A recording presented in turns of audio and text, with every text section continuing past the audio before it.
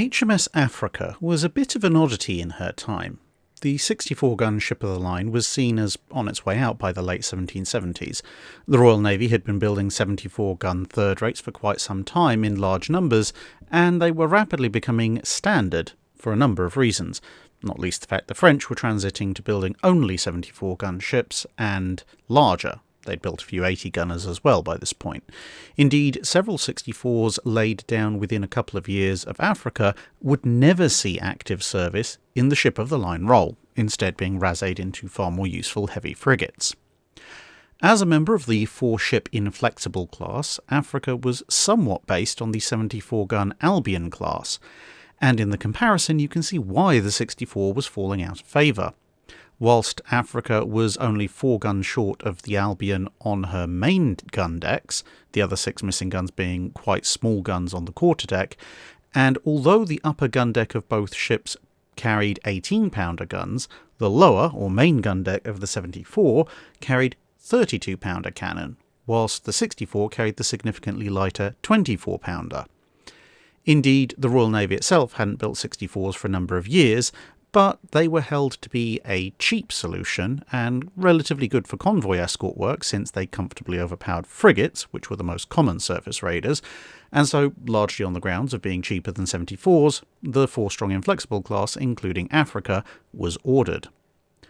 As a minor note, you may see 64s referred to as third rates or fourth rates. Technically, they're the smallest third rate allowable under the late 18th century Royal Navy rating system, but under earlier establishments, a third rate started at 70 guns, and due to their overall relatively weak armament for a ship of the line, as well as their increasing rarity as the latter part of the century wore on, some officers referred to them as fourth rates somewhat derisively, since neither the fourth rate nor the 64 was considered to be preferred for the line of battle. Not that this necessarily prevented them from taking part when needed, as we'll see. Also, some older officers just thought 70 was a third rate and up, so they just called them fourth rates. Anyway, calculated at just over 1,400 tons burthen, or displacing between 2,100 and 2,200 tons as we're more familiar with, Africa ostensibly carried 26 24-pounder cannon on her lower gun deck, 26 18-pounder cannon on her upper gun deck, 10 9-pounders on the quarterdeck, and a pair of 9-pounder bow chasers. Although, as with many Royal Navy ships, the quarterdeck and bow chaser guns would often end up supplemented or supplanted by a variety of other lightweight cannon or heavier shot carronades that didn't officially count towards her armament during various stages of her career. Laid down in Deptford in March 1778, she was launched in April 1781, although she'd technically been commissioned the previous month. In any event, it still took far less time to fit out a ship of the line in those days as compared to a dreadnought after launch, but not negative time. Duly fitted out, she headed off for India, where she took part in the Battle of Cuddalore against a French fleet under Admiral Suffren, suffering 5 killed and 25 wounded. The battle itself resulted in remarkably little damage to either side, but the British ceded the field, handing victory to the French. With the American War of Independence ending in late 1783 and most of the associated hostilities also winding down, she headed home and was paid off into reserve, where she would stay for almost a decade. With war breaking out with Revolutionary-era France, Africa was brought back into service in 1793, now sporting an additional 6 18-pounder and a pair of 24-pounder carronades on the upper decks, and she headed off for the Caribbean. She continued to have pretty bad luck. In 1796, she was badly damaged by shore batteries during an attempted landing on Haiti. Later the same year, she was taken out of service yet again for repairs, re-entering service as a hospital ship until 1804, when the change in temper over to the Napoleonic Wars saw her brought back as a warship. Her first engagement in this phase of her life went somewhat better. She was the smallest ship of the line assigned to Nelson's fleet and got separated and lost on the way to Trafalgar.